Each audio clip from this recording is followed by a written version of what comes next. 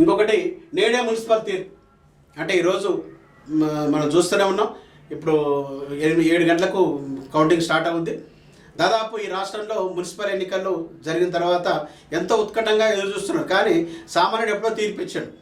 ఈ రాష్ట్రంలో రేవంత్ రెడ్డి ప్రభుత్వం వచ్చిన తర్వాత ప్రజలకు కానీ సమస్యలకు కానీ ఎక్కడ కూడా సమస్యలు ఎదుర్కోకుండా ప్రజలు ఉన్నారు. ఈరోజు ఏ సమస్య వచ్చినా తీర్చడానికి రేవంత్ రెడ్డి ప్రభుత్వం ఉంది. తప్పకుండా ఈ మున్సిపల్ ఎన్నికల్లో కూడా కాంగ్రెస్ పార్టీ విజయం సాధిస్తుందని చెప్పి సర్వేలు కూడా తెలుస్తున్నాయి.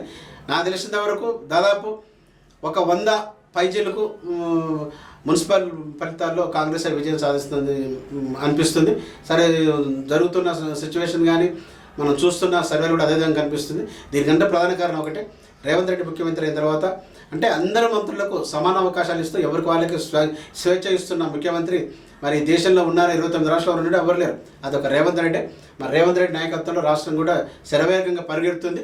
ఆ క్రమంలో మరి ఇప్పుడు జరుగుతున్న ఈరోజు ఫలితాలు వెల్లడి అవుతున్న మున్సిపల్ ఎన్నికల్లో కూడా కాంగ్రెస్ పార్టీ విజయం సాధిస్తుందని చెప్పి అందరూ భావిస్తున్నారు.